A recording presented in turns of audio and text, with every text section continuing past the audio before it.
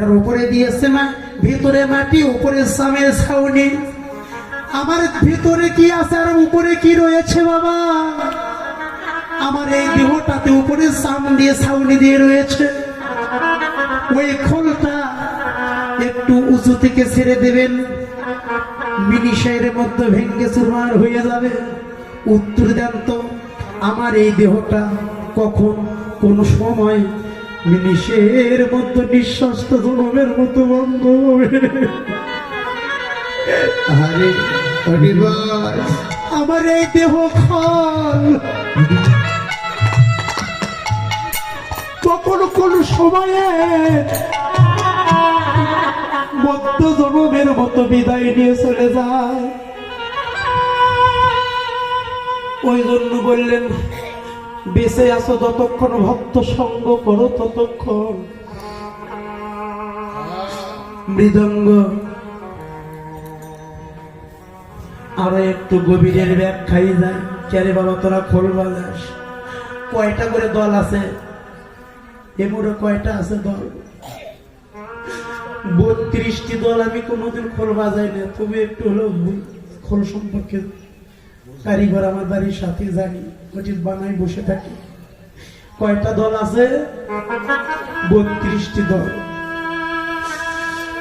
এই পাশে 32টি দল। ও মাসিমা, ও কাকা বাবু, আমাদের মহামন্ত্রের অক্ষর কয়টা বাবা? 16 নাম 32 অক্ষর। বাবা বোঝা যাচ্ছে আমার কথাগুলি? এটাতে 32টি দল আছে বাবা। আর আমাদের মহামন্ত্র হরির নামের 32টি অক্ষর আছে। 16 নাম 32 অক্ষর। 28 অক্ষর দাও না ছেড়ে, অজপা নাম 4 অক্ষরে। যেই নাম সাধু জপে জীবে কোনোদিন তাহা জানে না। এর মধ্যে আবার বাছাই করবো। আমরা যে নাম করছি না, হরে কৃষ্ণ কৃষ্ণ কৃষ্ণ হরে হরে, হরে রাম রাম রাম। এই নাম করলে কি হয়?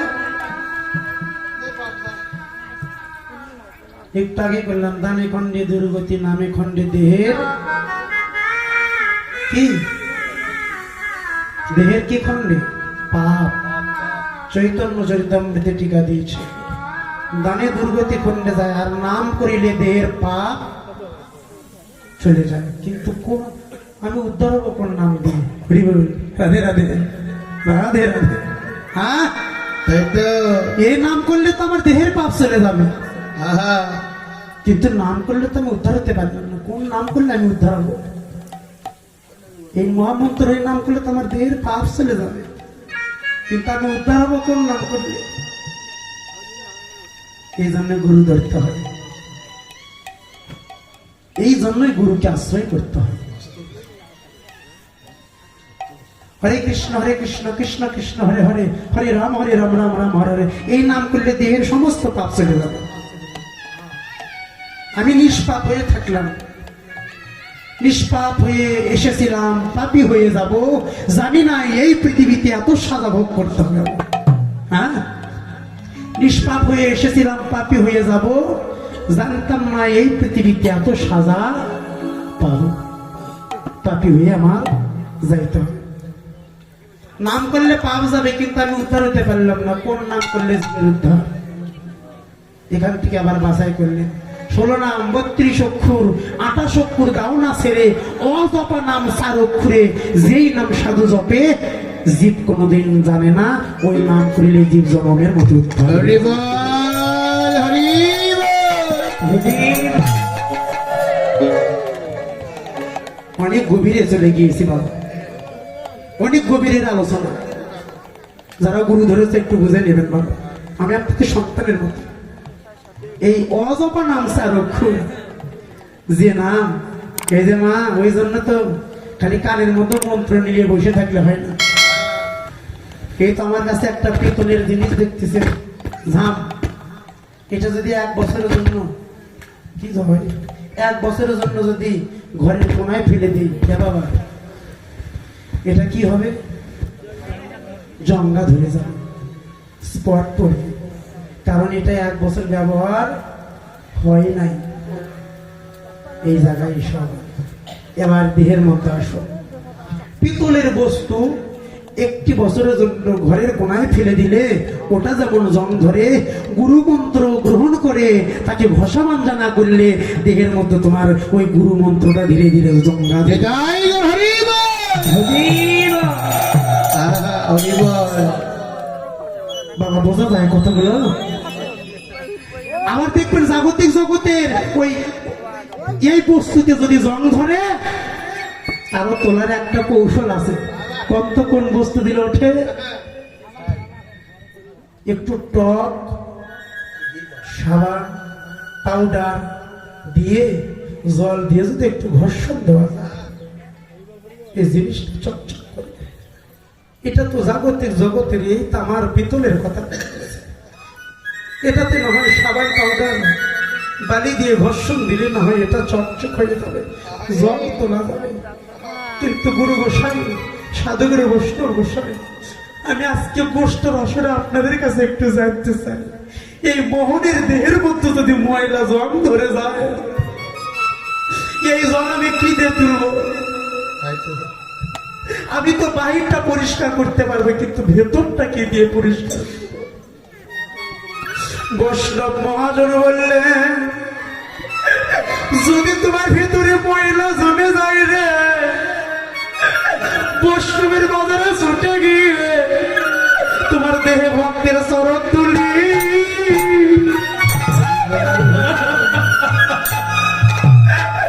তুমি দেখতে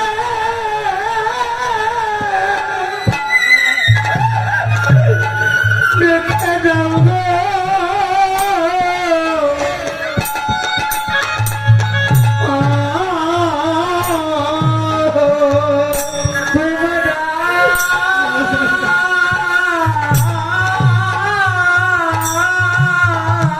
সবাই দূরে রাখো,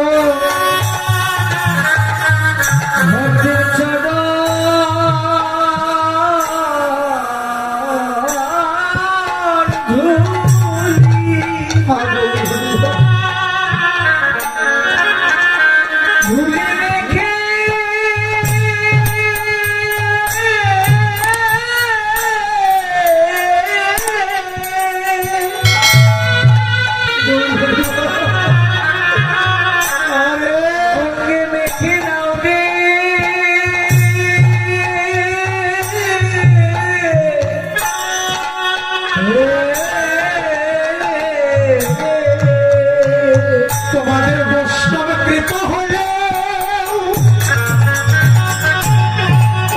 কৃপা,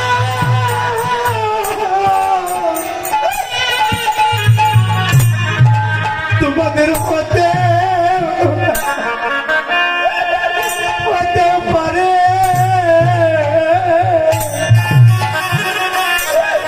তোমরা ভক্তের শরণ করি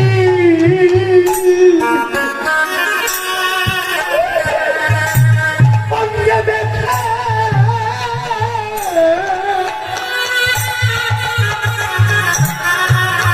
দেখে না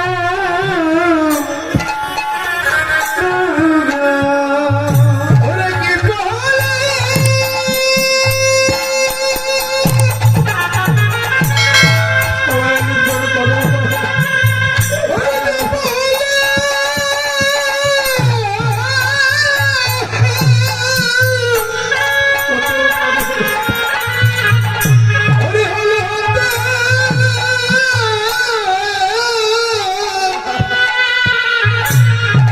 হতে পারে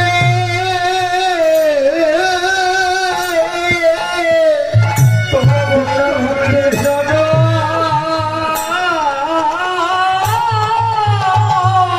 ধুলি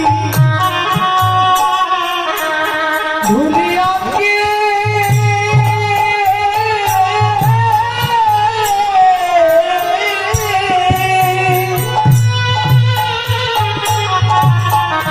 অঙ্গে দেখে নাও রে,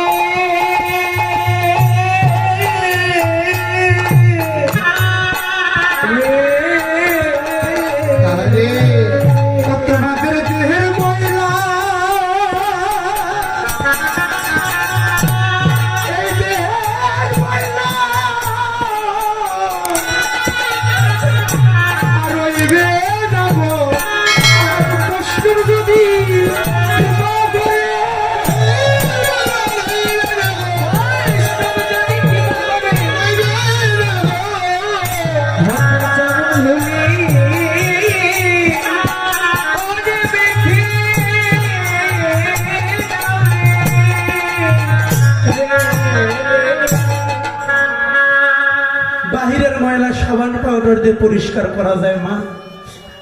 পোশাকে যদি ময়লা লেগে যায়, ভাই বসো ভাই, ঘরের আসর থেকে কেউ উঠবে না, আমার অনুরোধ রইল।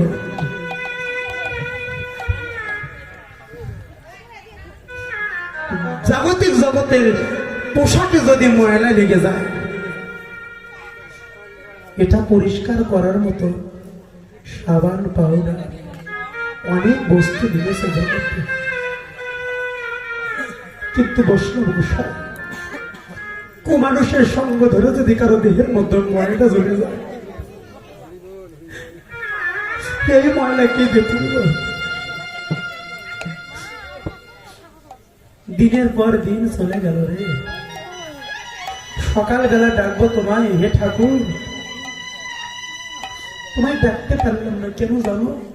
সকালবেলা রঙের রসে মেতেছিলাম, ধুলো বালির মধ্যে ঠেলে দিয়েছিলাম, তোমার কথা ভুলে গিয়েছিলাম। ভেবে নিলাম দুপুর বেলা ডাকবো তোমায়, মনে করলাম স্থির। দুপুর বেলা ডাকবো তোমায়, মনটা করলাম স্থির। কিন্তু জানো বান্ধব, আমি না দুপুর বেলা শত কাজে ডুবেছিলাম, রঙিন স্বপ্নের ভিড়। বান্ধব, এবার ভেবে নিলাম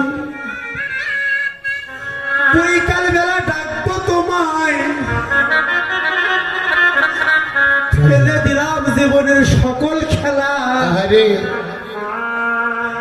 কিন্তু পেছন প্রাণে সে দেখি জীবনের শেষ হয়েছে বেলা, আর বেলা নাই। অবেলায় তোমায় কোথায় খুঁজবো? যদি বেলা থাকতো, সারাদিন খুঁজতে খুঁজতে তোমার সন্ধান আমি পেয়ে যাইতাম। কিন্তু বৈকাল বেলা ডুবু ডুবু ডুবু বেলা ডুবু ডুবু কোথায় খুঁজো? অন্ধকার ঘুরে আসবে, তোমায় আমি খুঁজতে পারবো না। অন্ধকারে কি কাউকে খোঁজা যায়? যেমন ভক্ত প্রহ্লাদ সকালবেলা থেকে ভগবানকে খোঁজা শুরু করেছে, ভক্ত ধ্রুব এরা বাল্যকাল থেকে ভগবানের সন্ধানে চলে গিয়েছিল।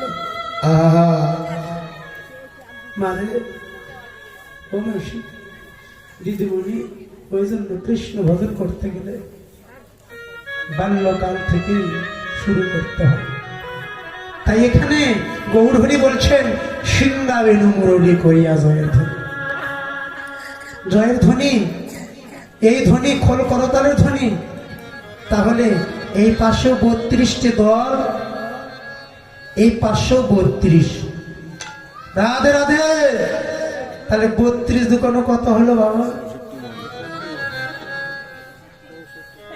32 আর 32, এই খোলের মধ্যে কি আছে আজকে জেনে যাবে। এক পাশে হিসাব করে দেখলাম 32টি দল। আমাদের নামের 16 নামের অক্ষরে দেখলাম হিসাব করে 32টি, তাহলে মিল হয়ে গেল। তাহলে এই পাশে 32, এ পাশে 32, তাহলে যোগ করলে কত হয়ে গেল? 64। ভোগারতি কীর্তনের মধ্যে গায় 64 মহন্ত আর দ্বাদশ গোপাল, 6 চক্রবর্তী আর 8 কবিরাজ। তাহলে 64 মহন্ত তারাও আজকে খোলের মধ্যে বিরাজ করছে। ফিতা দেখছেন, ওটা নিত্যানন্দ প্রভু। নিতই নিতই যেদিন আনন্দ দেয়, তিনি হলেন নিত্যানন্দ। খোল করতালকে সম্মান করবেন। বৈষ্ণবের বাজারে, সাধুর বাজারে, গীতা ভাগবতে আসরে ওগুলিকে সম্মান করা হলে আমার মহাপ্রভুকে সম্মান করা হয়ে যায়, ওগুলিকেও ভক্তি করতে হয়। তাই এবার খোল করতাল গৌরহরি বাজাইলেন। এই ধ্বনি কার কার কর্ণে করে পৌঁছায় গেল? এটা সিংহাবেণু, খোল করতাল নদীয়ার মাঝে গৌরহরি এটা দিয়ে হরির নাম করছেন। কিন্তু এই খোল করতালের ধ্বনি এবার কার কার কর্ণে পৌঁছায় গেল? এই যে রামায়া সুন্দর সঙ্গে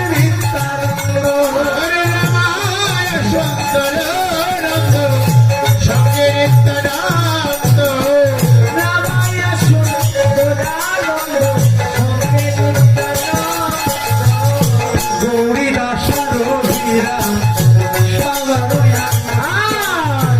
গৌরী দাস